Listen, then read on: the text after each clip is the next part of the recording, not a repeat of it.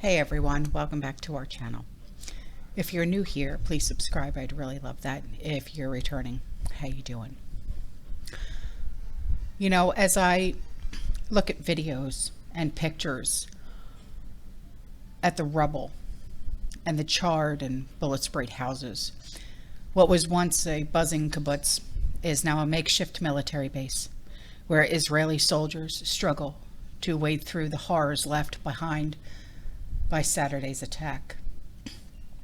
The echoes of the massacre are all around them in body bags of all sizes, blood-stained walls, and the stunned look of the left behind. This was not a war. This was an act of savages, butchers. Worse than code word is. You know what I'm talking about. And that's what many are insisting that this is. The torture, execution of innocent children, women, entire families, hand-bound, shot, executed, heads cut, babies decapitated, to slaughter. Now, as tanks are rolling in and forces gather for a ground invasion of Gaza, they're cutting off the water and the power and the fuel to the 2 million people living on that narrow slice of land. Rockets and drones have started pounding.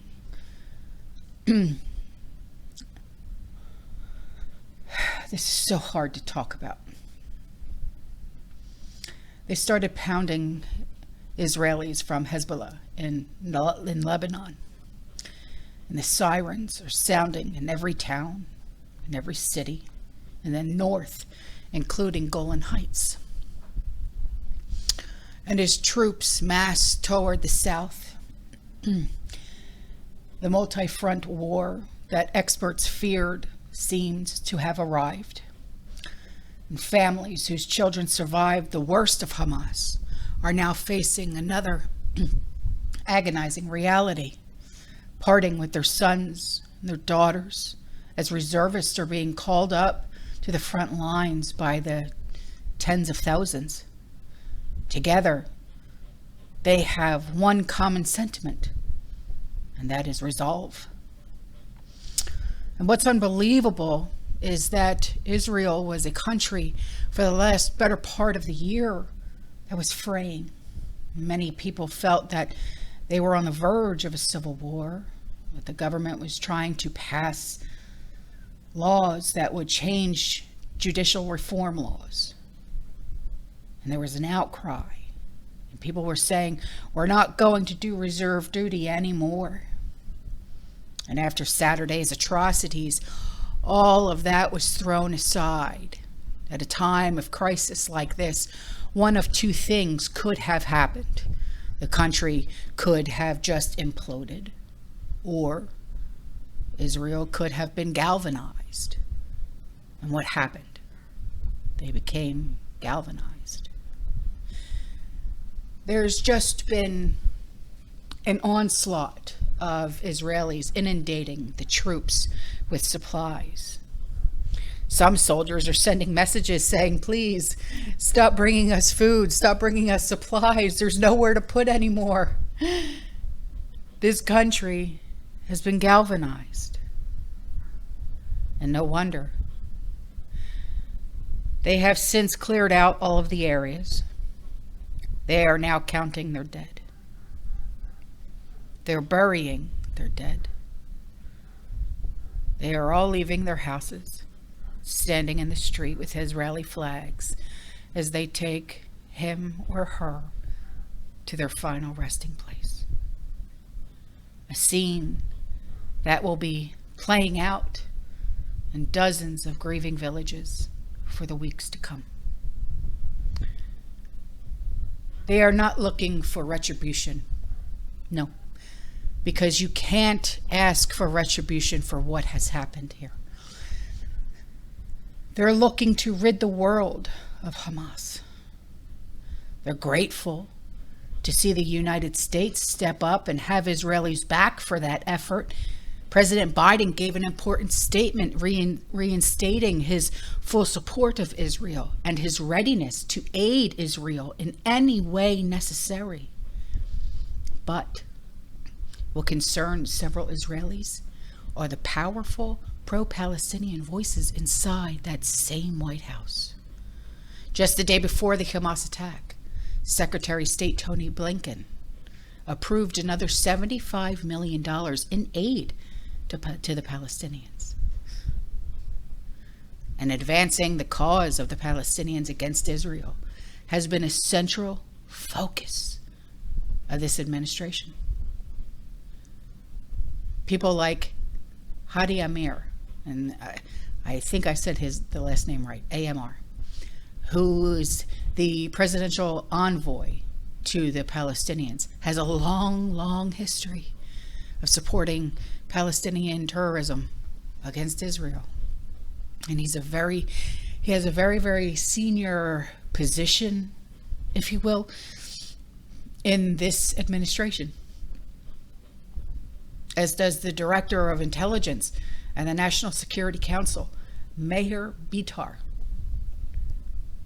and other very key people who are responsible for implementing President Biden's Middle East policies, and the National Security Council in the White House and in the State Department, among other places. The support that America is showing Israel does empower Israel. Let's not get that wrong here, okay?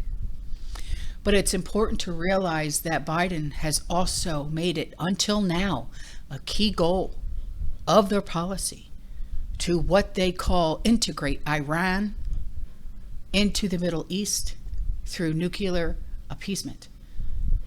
And to that end, they just approved the unfreezing of $6 billion in oil revenues from the South Koreans to be transferred to Iran. Now, Israel's future in that region and their existence is at stake here. And that means recognizing that Hamas is a proxy of Iran, as is Hezbollah in Lebanon, and that Iran is directing this entire thing. They ordered the strikes. They're paying for them. They're providing all of the ammo, everything that Hamas needs. 93 of Hamas's budget, 93%, is paid for by Iran. There was a Holocaust level of atrocity perpetrated against the Jewish people on Saturday. And this was not just Hamas. No. Hezbollah has 250,000 missiles pointed at Israel. And it cannot end this war with those missiles pointing at Israel or being shot at Israel. We have to end their threat against Israel. We as a people, this world, we have to come together and stop the threat against Israel. And it goes to Iran itself.